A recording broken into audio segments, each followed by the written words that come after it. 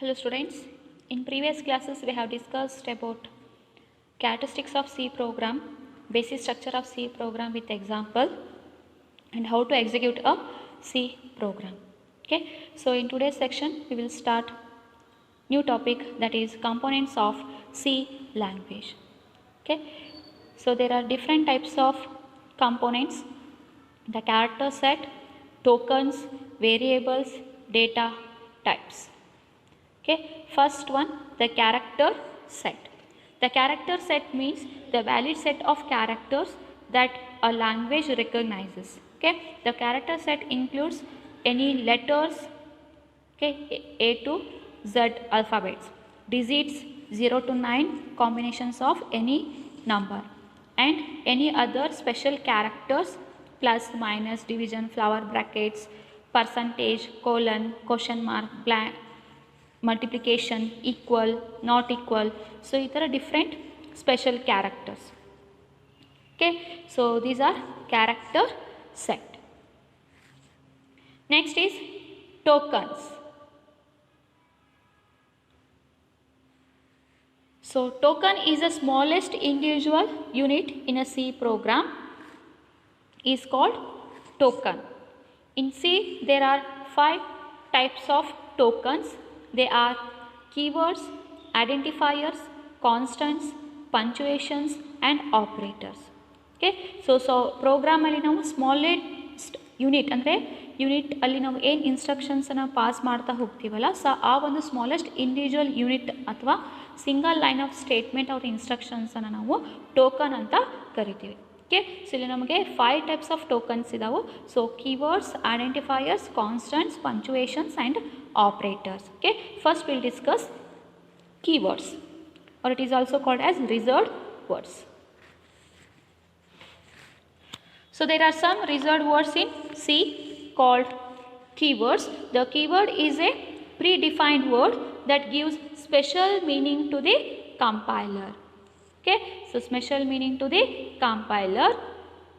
They are reserved words which can be used for their intended purpose and should not be used as normal identifiers.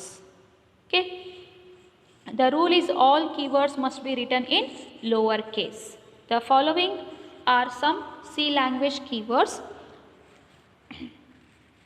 auto, then break, case, char, constant, continue, default, to, double, else, enum, extern, float, for, go to, it, int, long, register, return, short, signed, size of, static, struct, switch, type definition, union, unsigned, void, volatile, while, etc. Many more reserved words are there in the C language. Okay, these are some examples of keywords in C language. Okay, so ಇದರಲ್ಲಿ int ಅಂತಿದೆ. So int ಅಂತಂದ್ರೆ ಒಂದು keyword. So ಆ ಒಂದು ಕೀವರ್ಡನ್ನು ನಾವು ಅಲ್ಲಿ use ಮಾಡಿದಾಗ, so ಅಲ್ಲಿ ನಾವು ವೇರಿಯೇಬಲ್ಗೆ ಇಂಟೀಜರ್ ವ್ಯಾಲ್ಯೂಸನ್ನು ಅಸೈನ್ ಮಾಡ್ತಾ ಇದ್ದೀವಿ.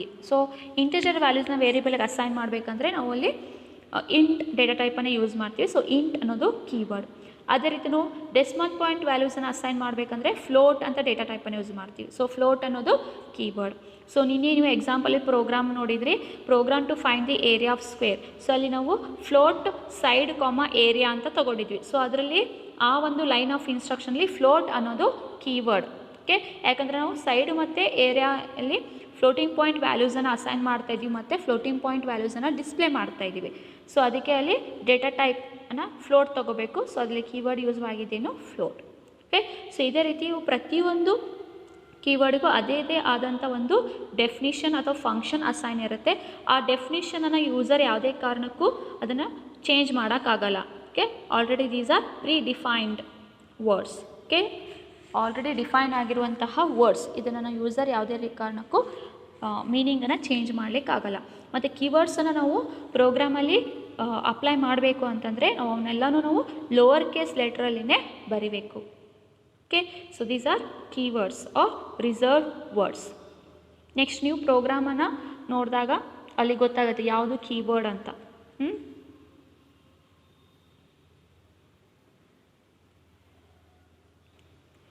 So next one is identifiers. Okay, so identifiers is a name given to the programming elements such as variables, arrays, functions, etc. It can contain letter, digits and underscore. Okay, so it must start with either alphabet or underscore. Okay, so identifier ಅಂತಂದರೆ so ನಾವು ವೇರಿಯೇಬಲ್ಗೆ name ಏನು ಮಾಡ್ತೀವಲ್ಲ so ಅದನ್ನು ನಾವು identifier ಅಂತ ಕರಿತೀವಿ. The names given to a various programming elements called variables or any array or any function. Okay, so ನಿನ್ನೆ ಪ್ರೋಗ್ರಾಮಲ್ಲಿ ಕಂಪೇರ್ ಮಾಡಿದಾಗ ಸೊ ಅಲ್ಲಿ ಸೈಡ್ ಮತ್ತು ಏರಿಯಾ ಅಂತ ಏನು ತೊಗೊಂಡಿದ್ವಲ್ಲ ಅವು ಐಡೆಂಟಿಫೈಯರ್ ಅವನ್ನ ನಾವು ವೇರಿಯೇಬಲ್ ಅಂತ ಕರಿತೀವಿ. ಓಕೆ, ಸೊ ದ ನೇಮ್ ಏನು ಕೊಟ್ಟಿದ್ದೀವಿ, ಸೈಡ್, ಏರಿಯಾ, ಹೌದಾ. ಸೊ ಈ ರೀತಿಯಾದಂಥ ವೇರಿಯೇಬಲ್ಸನ್ನು ಅಥವಾ ಅರೇಸನ್ನು ಯಾವುದೇ ಸ್ಟ್ರಕ್ಚರ್ ವ್ಯಾಲ್ಯೂ ಆಗಿರ್ಬೋದು, ಯಾವುದೇ ಫಂಕ್ಷನ್ ನೇಮ್ ಆಗಿರ್ಬೋದು ನಾವು ಡಿಕ್ಲೇರ್ ಮಾಡಬೇಕು ಅಂತಂದರೆ ಸೊ ನಾವಲ್ಲಿ ಸಮ್ ರೂಲ್ಸನ್ನು ಫಾಲೋ ಅಪ್ ಮಾಡಬೇಕಾಗತ್ತೆ. The rules of identifier: the first character must be either alphabet or underscore. So ನಾವಲ್ಲಿ ವೇರಿಯೇಬಲ್ಸನ್ನು ಕ್ರಿಯೇಟ್ ಮಾಡುವಾಗ ಸರ್ದು ಫಸ್ಟ್ ಅಲ್ಫಾಬೆಟ್ಟು ಫಸ್ಟು ಕ್ಯಾರೆಕ್ಟರ್ ಏನಿರಬೇಕು, ಅಲ್ಫಾಬೆಟ್ ಇರಬೇಕು, ಇಲ್ಲಾಂದರೆ ಅಂಡರ್ಸ್ಕೋರ್ ಸಿಂಬಾಲಿಂದ ಸ್ಟಾರ್ಟ್ ಆಗಬೇಕು. ಯಾವುದೇ ರೀತಿ ಡಿಜಿಟಿಂದ ಸ್ಟಾರ್ಟ್ ಆಗೋಂಗಿಲ್ಲ. Generally the identifier length is 8 to 10 characters, though certain computer allow up to 32 characters. General ಆಗಿ ಐಡೆಂಟಿಫೈಯರ್ ಲೆಂತು 8 to 10 ಕ್ಯಾರೆಕ್ಟರ್ಸ್ ಆಗಿ ನಾವು ಯೂಸ್ ಮಾಡ್ತೀವಿ. ಇನ್ನು ನಮಗೆ ಲಾಂಗ್ವರೆಗೂ ಬೇಕು ಅಂತಂದರೆ 32 ಕ್ಯಾರೆಕ್ಟರ್ಸ್ವರೆಗೂ ನಮಗೆ ಎಂಟ್ರಿ ಮಾಡಲಿಕ್ಕೆ ಅದು ಅಲೋ ಮಾಡುತ್ತೆ. Okay, so identifiers can contain both upper and lower case letters. So ಅಲ್ಲಿ ಅಪ್ಪರ್ ಕೇಸ್ ಲೆಟ್ರನ್ನಾದರೂ ನಾವು ಅಪ್ಲೈ ಮಾಡ್ಬೋದು, ಲೋವರ್ ಕೇಸ್ ಲೆಟ್ರನ್ನಾದರೂ ನಾವು ಅಸೈನ್ ಮಾಡಿಕೊಂಡು ಕ್ರಿಯೇಟ್ ಮಾಡ್ಬೋದು. No special character is allowed except underscore. ಯಾವುದೇ ರೀತಿಯಾದಂಥ ಸ್ಪೆಷಲ್ ಕ್ಯಾರೆಕ್ಟರನ್ನು ನಾವಲ್ಲಿ ಯೂಸ್ ಮಾಡಲ್ಲ. ಸ್ಪೆಷಲ್ ಕ್ಯಾರೆಕ್ಟರ್ ಅಂದರೆ plus, minus, equal, multiplication symbol, percentage symbol, dollar, brackets, ಯಾವುದೇ ಸ್ಪೆಷಲ್ ಕ್ಯಾರೆಕ್ಟರ್ ಅದು ಯಾವುದು ಅಂಡರ್ಸ್ಕೋರ್ನ ಬಿಟ್ಟು ಉಳಿದೆಲ್ಲ ಎಲ್ಲ ಏನ್ರಿ ಸ್ಪೆಷಲ್ ಕ್ಯಾರೆಕ್ಟರ್ಸ್ ಏನು ಬರ್ತಾವಲ್ಲ ಅವನ್ನ ನಾವಲ್ಲಿ ಯೂಸ್ ಮಾಡೋಂಗಿಲ್ಲ. ಅಂಡರ್ಸ್ಕೋರನ್ನಷ್ಟೇ ನಾವಲ್ಲೇ ಯೂಸ್ ಮಾಡಬೇಕು. Reserved words or keywords should not be used as identifiers.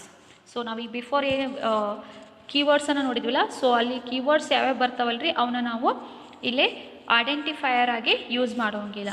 For example int, float ಅನ್ನೋದು ಕೀವರ್ಡ್ ಅಂತ ಹೇಳಿದೆ, ಸೊ ಅವನ್ನ ನಾವಿಲ್ಲೇ ಐಡೆಂಟಿಫೈಯರ್ ಆಗಿ ಯೂಸ್ ಮಾಡೋಕ್ಕಾಗಲ್ಲ.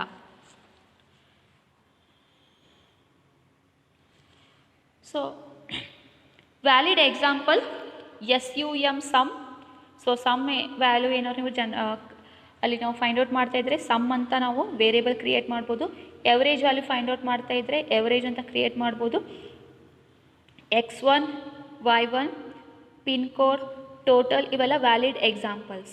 ಓಕೆ, ಸೊ ಇನ್ವ್ಯಾಲಿಡ್ ಎಕ್ಸಾಂಪಲ್ಸ್ ಅಂದರೆ 10 ಅಂತ ಯೂಸ್ ಮಾಡಿ ಮೇಲ್ಗಡೆ TH ಅಂತ ಕೊಟ್ಟರೆ ಅದು ಎಕ್ಸೆಪ್ಟ್ ಮಾಡ್ಕೊಳಲ್ಲ. ಇದು ಇನ್ವ್ಯಾಲಿಡ್ ಎಕ್ಸಾಂಪಲ್. ಯಾಕಂದರೆ ಆಲ್ರೆಡಿ ರೂಲ್ಸಲ್ಲಿ ಕೊಟ್ಟಿದ್ದಾರೆ ಫಸ್ಟ್ ಕ್ಯಾರೆಕ್ಟರ್ ಅಲ್ಫಾಬೆಟ್ ಇರಬೇಕು, ಇಲ್ಲ ಅಂಡರ್ಸ್ಕೋರ್ ಇರಬೇಕು. ಓಕೆ, ಅದು ಅಪ್ಪರ್ ಕೇಸ್ ಆದರೂ ಇರಲಿ, ಲೋವರ್ ಕೇಸ್ ಆಗಲಿ, no problem. But first letter alphabet or ಅಂಡರ್ಸ್ಕೋರಿಂದ ಏನಾಗಬೇಕು ರೀ, ಡಿಫೈನ್ ಆಗಬೇಕು. ಮತ್ತು ಇನ್ ಬಿಟ್ವೀನ್ ಗ್ಯಾಪ್ ಅನ್ನು ಯೂಸ್ ಮಾಡೋಂಗಿಲ್ಲ. ಮತ್ತು ಸ್ಪೆಷಲ್ ಕ್ಯಾರೆಕ್ಟರ್ ಅಂಡರ್ಸ್ಕೋರನ್ನು ಬಿಟ್ಟು ಯಾವುದೇ ರೀತಿಯಾದಂಥ ಸ್ಪೆಷಲ್ ಕ್ಯಾರೆಕ್ಟರ್ಸನ್ನು ಯೂಸ್ ಮಾಡೋಂಗಿಲ್ಲ. ಈ ನೆಕ್ಸ್ಟ್ ಎಕ್ಸಾಂಪಲ್ ನೋಡಿರಿ, S.I ಐತಿ. ಎಸ್ ಮತ್ತು ಐ ನಡುವೆ ಡಾಟ್ ಅನ್ನೋ ಒಂದು ಸ್ಪೆಷಲ್ ಕ್ಯಾರೆಕ್ಟರ್ ಯೂಸ್ ಆಗಿದ್ದರಿಂದ ಸೊ ಇದು invalid example. Next total amount. So total ಆದಮೇಲೆ ಸ್ಪೇಸ್ ಬಿಟ್ಟು ನೆಕ್ಸ್ಟ್ ಅಮೌಂಟ್ ಅಂತಿದೆ, ಸೊ ಇದು ಕೂಡ ಇನ್ವ್ಯಾಲಿಡ್ ಎಕ್ಸಾಂಪಲ್. ನೆಕ್ಸ್ಟ್ STD-NO ಅಂತಿದೆ, ಸ್ಟೂಡೆಂಟ್ ನಂಬರ್. ಸೊ ಅದನ್ನೇ ನಾವು STD_NO ಅಂತ ಅಸೈನ್ ಮಾಡ್ಬೋದು, ಬಟ್ ಡ್ಯಾಶ್ ಕೊಡೋಂಗಿಲ್ಲ. ಓಕೆ, ಅಂಡರ್ಸ್ಕೋರ್ ಯೂಸ್ ಮಾಡ್ಬೋದು. ಸೊ ಇದು ಕೂಡ invalid example.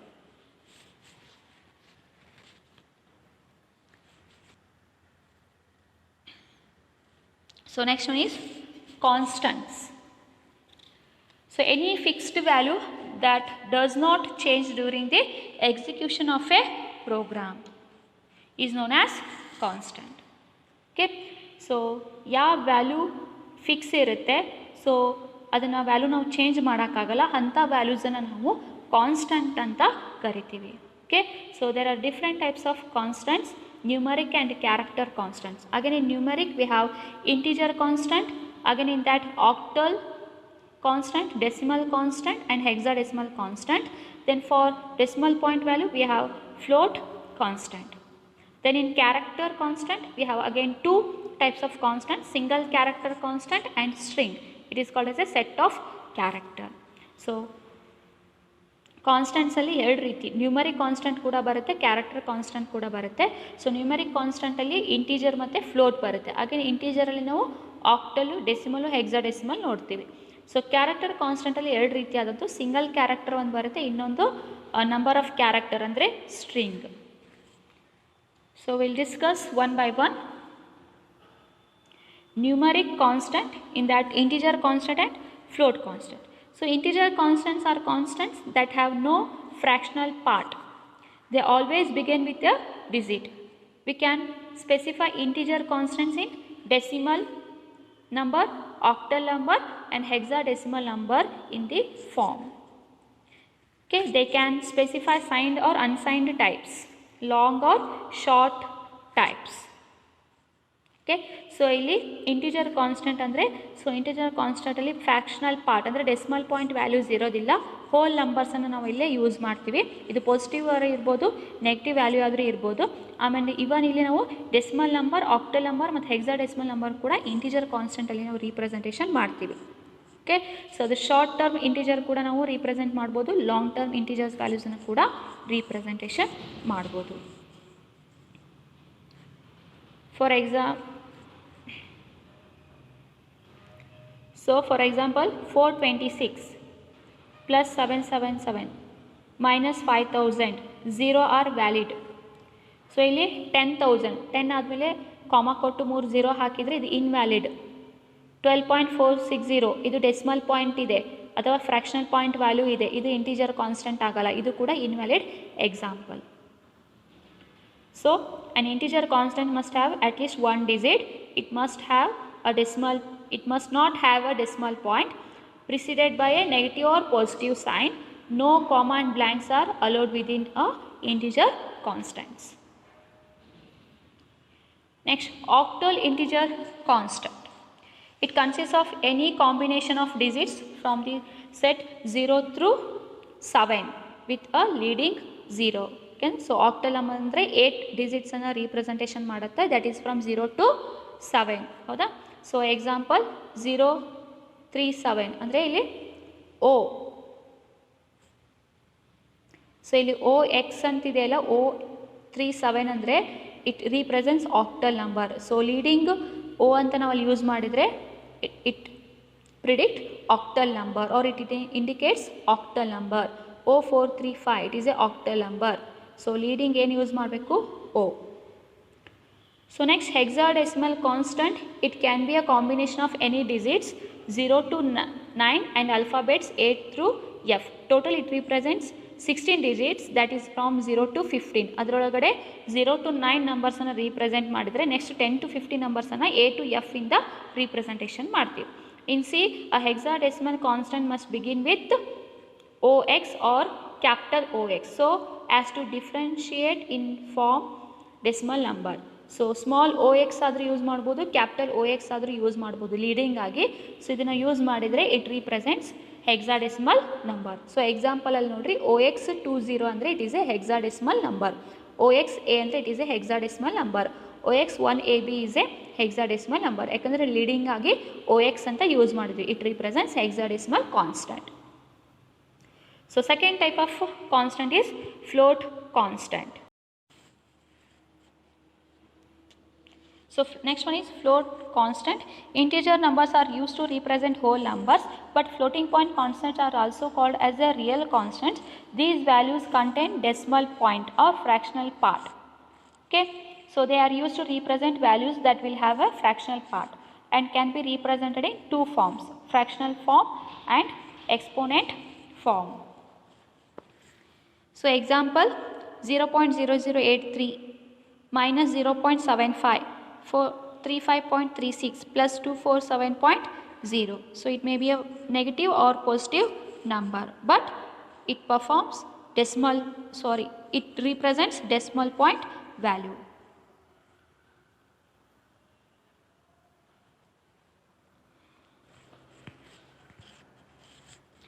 A real number may also be expressed in exponential notation. The general form is mantissa e exponent. So ಇಲ್ಲಿ ಎಕ್ಸಾಂಪಲ್ ನೋಡ್ರಿ 0.56 e4 ಅಂತಿದೆ. Okay, so is nothing but 0.56 into 10⁻⁴. So E ಅಂದರೆ 10 ಅಂತ ನಾವು ಅಲ್ಲಿ ಪವರ್ ವ್ಯಾಲ್ಯೂನ ತಗೋಬೇಕಾಗುತ್ತೆ. ಸೊ ನೆಕ್ಸ್ಟ್ 12e-2 ಅಂತಿದೆ, is nothing but 12 into 10⁻². Okay, so 1.55 e + 5 ಇದೆ, is nothing but 1.55 into e 10⁵. So ಈ ರೀತಿಯಾಗಿ ವ್ಯಾಲ್ಯೂಸನ್ನು ಎಕ್ಸ್ಪೋನೆಂಟಲ್ನಲ್ಲಿ ಯೂಸ್ ಮಾಡ್ಬೋದು ಶಾರ್ಟ್ ಫಾರ್ಮಲ್ಲಿ. ಲಾಂಗ್ ಫಾರ್ಮ್ ಫ್ಲೋಟಿಂಗ್ ಪಾಯಿಂಟ್ ಇದ್ದಾಗ ಸೊ ನಾವು ಅದನ್ನು ಶಾರ್ಟಾಗಿ ರೀಪ್ರೆಸೆಂಟೇಷನ್ ಮಾಡಲಿಕ್ಕೆ ಎಕ್ಸ್ಪೋನೆಂಟ್ ಅನ್ನೋದನ್ನು ಯೂಸ್ ಮಾಡ್ತೀವಿ. ಓಕೆ, ಸೊ ನೆಕ್ಸ್ಟ್ ಎಕ್ಸಾಂಪಲಲ್ಲಿ ನೋಡಿರಿ 7580 ಇದೆ, may be return as 7.5e9. So ಅದನ್ನು ನಾವು 7.5e9 ಅಂತ ತಗೋಬೋದು. ಅಂದರೆ 9 ಈಸ್ ದ ಇದು fractional part value.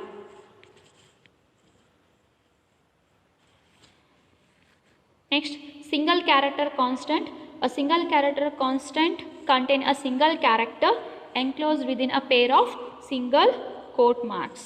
So now single characters, ಅದು ಡಿಜಿಟ್ ಇರ್ಬೋದು, ಆಲ್ಫಾಬೆಟ್ಸ್ ಇರ್ಬೋದು, ಯಾವುದಾದ್ರೂ ಸಿಂಬಾಲ್ ಇರ್ಬೋದು, ನಾವು ಪಾಸ್ ಮಾಡಬೇಕು ಅಂತಂದರೆ ಸೊ ಅದನ್ನು within a pair of single ಕೋಟಲ್ಲಿನ ಪಾಸ್ ಮಾಡಬೇಕು. ಅವನ್ನ ನಾವು ಸಿಂಗಲ್ ಕ್ಯಾರೆಕ್ಟರ್ ಕಾನ್ಸ್ಟೆಂಟ್ ಅಂತ ಕರಿತೀವಿ. ಅದೇ ರೀತಿಯಾಗಿ ನೀವು ಸಿಂಗಲ್ ಕ್ಯಾರೆಕ್ಟರ್ ಬಿಟ್ಟು ಮೋರ್ ದೆನ್ 2 ಕ್ಯಾರೆಕ್ಟರ್ಸ್ ಅಂದರೆ ನಂಬರ್ ಆಫ್ ಕ್ಯಾರೆಕ್ಟರ್ಸನ್ನು ನೀವು ಪಾಸ್ ಮಾಡಬೇಕಂದ್ರೆ ನಾವು ಸ್ಟ್ರಿಂಗ್ ಕಾನ್ಸ್ಟೆಂಟ್ಸನ್ನು ಫಾಲೋ ಅಪ್ ಮಾಡಬೇಕಾಗುತ್ತೆ. String is nothing but a sequence of characters enclosed between 2 double quotes marks. The characters may be letters, numbers, special characters and blank spaces. So ಅದು ಯಾವುದೇ ರೀತಿಯಾದಂಥ ನಂಬರನ್ನು use ಮಾಡ್ಬೋದು, special character use ಮಾಡ್ಬೋದು, ಆಲ್ಫಾಬೆಟ್ಸನ್ನು ಕೂಡ use ಮಾಡ್ಬೋದು, ಸಿಂಬಾಲ್ಸನ್ನು ಕೂಡ ಯೂಸ್ ಮಾಡ್ಬೋದು. Example hello, it is A string constant. ಯಾಕಂದರೆ HELLO ಟೋಟಲ್ ಇಲ್ಲೇ ಎಷ್ಟು 5 ಕ್ಯಾರೆಕ್ಟರ್ಸನ್ನು ಪಾಸ್ ಮಾಡಿದ್ವಿ. It is A word. Okay, it is A set of characters called string constant. 1987 so ಒಂದಕ್ಕಿಂತ ಜಾಸ್ತಿ ಡಿಜಿಟನ್ನು ಯೂಸ್ ಮಾಡಿ ಇಲ್ಲಿ ವ್ಯಾಲ್ಯೂನ ಪಾಸ್ ಮಾಡಿದ್ದೀವಿ. ಇಲ್ಲಿ 4 ಡಿಜಿಟನ್ನು ಪಾಸ್ ಮಾಡಿದ್ದೀವಿ ಅಂದರೆ ಇದು ಸ್ಟ್ರಿಂಗ್ ಕಾನ್ಸ್ಟೆಂಟ್. 5 + 3. ಓಕೆ, ಒಂದು ಕ್ಯಾರೆಕ್ಟರ್ಗಿಂತ ನಾವು ಜಾಸ್ತಿ ಅದನ್ನು ಅಸೈನ್ ಮಾಡಿದರೆ called as string constant. So \character constants, the C supports some special \character constants that are used in output function. Okay, so here we have the table \A, it indicates audible alert. So bell alert ಅನ್ನು ಕೊಡುತ್ತೆ ಏನಾದರೂ system functioning ಮಾಡಬೇಕಾದಾಗ error ಆಕರ್ ಆದರೆ. Next \B, it gives backspace. \F, it gives form feed. So ಒಂದು ಫಾರ್ಮಿಂದ next ಫಾರ್ಮನ್ನು ನಾವು move ಮಾಡಲಿಕ್ಕೆ \F ಅನ್ನು use ಮಾಡ್ಬೋದು. Next /n, new line. So directly ನಾವು ಪ್ರೋಗ್ರಾಮನ್ನು ನ್ಯೂ ಲೈನಿಗೆ ಹೋಗಬೇಕು ಅಂತಂದರೆ without using the key from keyboard. So /n ಅನ್ನು ನಾವು ಅಲ್ಲಿ ಅಸೈನ್ ಮಾಡಿದರೆ ಡೈರೆಕ್ಟ್ ನಿಮಗೆ ಕಂಟ್ರೋಲ್ ಸ್ಟೇಟ್ಮೆಂಟು ನ್ಯೂ ಲೈನಿಗೆ ಮೂವ್ ಆಗುತ್ತೆ. /R, carriage return. ಯಾವುದೇ ಆದಂತಹ ವೇಸ್ಟ್ ವ್ಯಾಲ್ಯೂ ಅಥವಾ ಗಾರ್ಬೇಜ್ ವ್ಯಾಲ್ಯೂ ಅಲ್ಲಿ ಜನ್ರೇಟ್ ಆದರೆ ಸೊ ಆ ವ್ಯಾಲ್ಯೂಸ್ ಅನ್ನೋದು ಏನು ಮಾಡುತ್ತೆ, ರಿಟರ್ನ್ ಮಾಡುತ್ತೆ.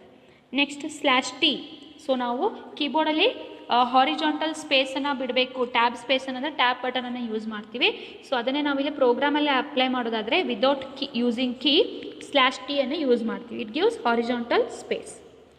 ಅದನ್ನೇ ನಾವು /V ಅಂತ ಯೂಸ್ ಮಾಡಿದರೆ ವರ್ಟಿಕಲ್ ಸ್ಪೇಸನ್ನು ಪ್ರೊವೈಡ್ ಮಾಡುತ್ತೆ.